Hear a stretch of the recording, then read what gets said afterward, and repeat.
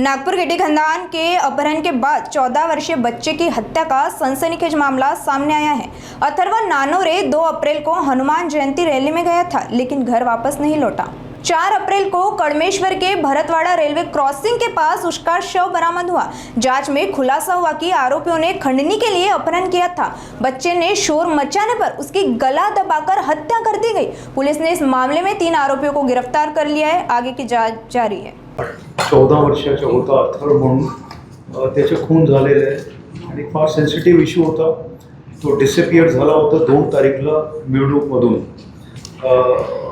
आणि त्याच्यानंतर त्याचे काही शोध लागत नव्हता। शेवटी जिथे तो दिसला होता ते आम्हाला फुटेज मिळाले होते आणि फुटेजमधून त्याच्यानंतर म्हणजे कोणासोबत तो गेला आणि काय झालेल्यानंतर आम्ही भरपूर शोधला तिथे त्या दिवशी रात्री आणि पुढच्या दिवशीही आणि ते काय शोध लागत नव्हता। शेवटी मग त्याच्यानंतर आपण ड्रोन वगैरे बाकीचे जे फुटेज घेतले, आतमध्ये जाऊन बघितलं कारण समोरच एक जंगलसारखं आहे, तिथे पण आमची टीम सगळी लागलेली होती, परंतु काही शोध लागत नव्हता आणि त्याच्यानंतर काही एज्युटेशन पण झालं होतं। परंतु शेवटी काल जे आहे आम्ही डिटेक्ट केलेलं आहे गुन्हा, त्याच्यात 3 आरोपी ताब्यात घेण्यात आलेले आहेत। तर त्याच्या PCची म्हणजे कोर्टासमोर आपण घेऊन गेलेलो आहे। पुढची आमची याच्यात कारवाई चालू आहे आणि आम्हाला जे लिंक्स लागत होते ते जे आहे ते लिंक्स लागलेले आहे। We have got the evidence also आणि त्याशिवाय कोणाच्या काय काय सहभाग कसे होता तीही सगळी माहिती आम्हाला मिळालेली आहे आणि त्याच्यानंतर म्हणजे त्याच्यात त्यांनी कशासाठी हे केलं आणि केव्हापासून त्यांनी प्लॅनिंग केली होती ही सगळी माहिती आम्हाला मिळालेली आहे।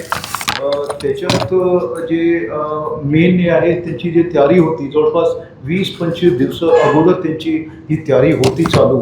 हे आज त्यांच्याशी इंटरोगेशन करताना आम्हाला ही माहिती मिळालेली आहे आणि जो मृतक आहे मुलगा त्याची म्हणजे ओळख होती, त्याचा मित्र होता जय म्हणून जे आहे त्याच्याशी मैत्री होती त्याची आणि त्यांना तो व्यवस्थित ओळखत होता आणि जो शेवटचा जो पॉईंट आहे तिथून तो त्याच्यासोबतच गेला आहे कारण त्याचे मागे काही मुले होते ते पण आम्हाला सापडलेलं आहे। म्हणजे last seen is visible clearly that with whom that child is gone आणि नंतर मग त्याच्यानंतर ती काय काय पूर्ण कारवाई झालेली आहे ती सगळी डिटेक्ट झालेली। आमची जे क्राईम ब्रांच आहे, आमचे झोनल ऑफिसर्स आहे, जॉईंट CP आणि सगळे वरिष्ठ अधिकारी याच्यात होते लागलेले की हे लवकरात लवकर डिटेक्ट झाला पाहिजे।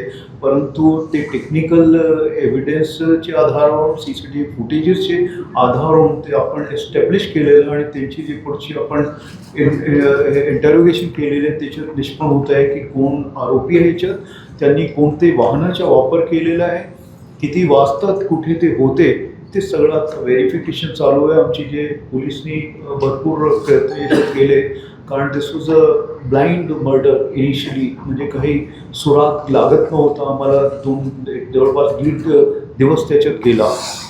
फाइनली डिटेक्ट हो गया, 3 लोगों को हमने इसमें अरेस्ट किया है।